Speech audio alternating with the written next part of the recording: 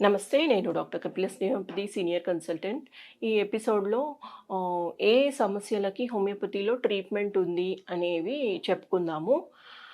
సాధారణంగా అన్ని సమస్యలకి హోమియోపతి ట్రీట్మెంట్ ఉంది.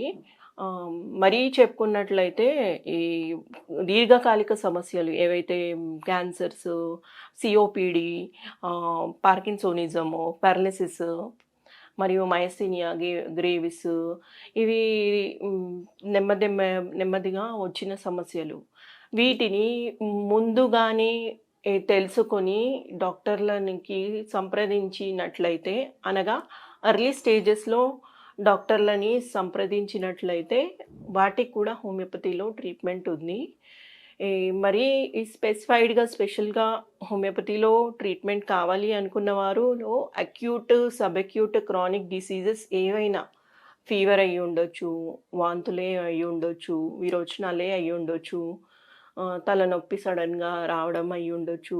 దాంతో పాటు దీర్ఘకాలిక సమస్యలు లాంటివి, అజీర్ణ సమస్యలు, డియోడినల్ అల్సర్ సమస్యలు, ఐబిఎస్ సమస్యలు మరియు ఇస్ఫేజియా రిఫ్లెక్స్, మరి చర్మ సంబంధం సమస్యలు, urticaria, psoriasis, pityriasis, burns, initial stages of burns అంటే థర్డ్, ఫోర్త్ స్టేజెస్ కాకుండా ఎర్లీ స్టేజెస్ బర్న్స్ కేసెస్ కూడా మందులున్నాయి.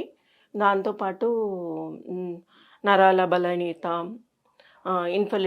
ముందుగా చెప్పుకున్నట్లు infertility cases, hormonal issues, uterine issues, period issues, PCOD, thyroid issues, diabetes, hypertension, మరియు arthritis, osteo arthritis, rheumatoid arthritis, autoimmune disorders అంటే ఎముకలకు సంబంధించిన autoimmune disease అయి ఉండొచ్చు, స్కిన్‌కి సంబంధించిన అయి ఉండొచ్చు. Dengue, typhoid, filariasis, hair fall, acne లాంటి సమస్యలు. వాటన్నిటికీ హోమియోపతిలో వ్యక్తిగత లక్షణాలను బట్టి శారీరక, మానసిక ఒత్తిడిని మూలంగా ఆధారంగా తీసుకొని కాన్స్టిట్యూషనల్ మెడిసిన్ అనేది ఇవ్వడం జరుగుతుంది. కాన్స్టిట్యూషనల్ మెడిసిన్ ఎలా అయితే అందరూ హోమియోపతి డాక్టర్స్ టంగ్ పైన ఇస్తుంటారు. మన నర్వ్స్‌ని తొందరగా స్టిమ్యులేట్ చేసి ఇమ్మీడియేట్‌గా యాక్షన్ అంటూ ఉంటుంది. కాబట్టి కొన్ని సెకండ్స్‌లలో మందు పనిచేసి ఈ ఫీవర్ కానీ, హెడేక్ కానీ, సడెన్‌గా వచ్చిన వామిటింగ్స్, సడెన్‌గా వచ్చిన వర్టైగో ఉండొచ్చు. తొందరగా ఉపశమనం పొందొచ్చు. కాబట్టి డాక్టర్ పర్యవేక్షణలో మందు తీసుకున్నట్లయితే మీకు డోస్ అనేది మందు తెలిసుండొచ్చు.